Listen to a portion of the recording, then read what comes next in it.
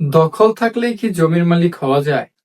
ধরেন আপনাদের এলাকার রফিক সাহেব, সে একটা জমি ১০ থেকে ২০ বছর দখলে রয়েছে, চাষবাস করছে বা বসবাস করছে। সে কি জমির মালিক হতে পারবে? আজকের বিষয়বস্তু এটাই। হ্যালো সবাইকে, আমি কাউসার আহমেদ, শিক্ষার্থী, আইন বিভাগ।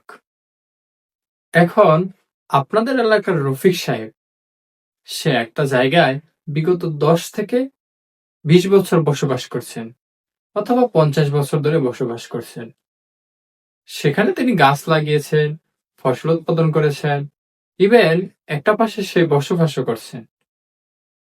হঠাৎ করে একজন লোক এসে বলল যে এই জমিটা তার। দীর্ঘদিন বসবাস করার কারণে এখন এলাকার মানুষ সবাই জানে যে এটা রফিক সাহেবের জমি। রফিক সাহেবও নিতান্ত খুব সুখেই রয়েছে। এটা রফিক সাহেবের জমি না। এখন একথা শুনে রফিক সাহেবের তো মাথায় আকাশ ভেঙে পড়ার মতন অবস্থা। এখন রফিক সাহেব একথা শুনে সে সঙ্গে সঙ্গে গেলেন আদালতের কাছে। এখন আদালতকে বললেন, আমি তো বিগত ২০ থেকে ৩০ বছর এই জমিতে বসবাস করছি, কিন্তু হঠাৎ অন্য ব্যক্তি এসে বলল এই জমিটা কিনা তার। আদালতকে বলার পর রফিক সাহেবের কাছে প্রমাণ স্বরূপ জিজ্ঞাসাবাদ করছে আদালত যে আপনার নামজারি কোথায়, আপনার দলিল কোথায়, আপনার রেকর্ড কোথায়। কিন্তু রফিক সাহেবের কাছে কিছুই নেই, আছে শুধু দখল। ঠিক তখন থেকেই রফিক সাহেবের শুরু হয় বিপদ। বাংলাদেশের আইনে শুধুমাত্র দখল থাকলেই জমির মালিক হওয়া যায় না। আপনি ১০ বছর থাকুন, ২০ বছর থাকুন অথবা ৫০ বছর ধরে দখল করে থাকুন, সঠিক নামজারি, সঠিক মালিকানা এবং সঠিক মালিকানার চিহ্ন। আপনার কাছে যদি মালিকানা না থাকে, নামজারি না থাকে এবং সঠিক মালিকানার চিহ্ন না থাকে, আপনি যত বছর ধরে দখল করে থাকুন না কেন, তাহলে আপনাকে আদালত কোনোভাবে সঠিক রায় দিতে পারবে না।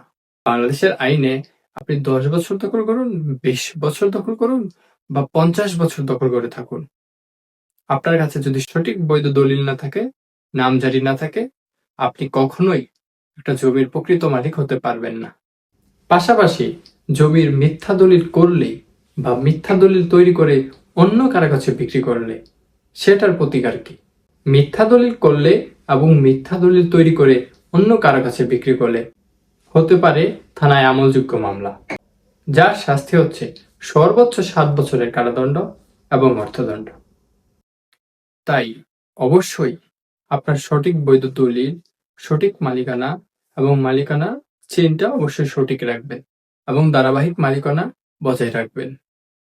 তাই আজ থেকে সচেতন হন, আপনার দলিল ঠিক রাখুন। একটা কথা মনে রাখবেন, দখল নয়, দলিলই আসল শক্তি।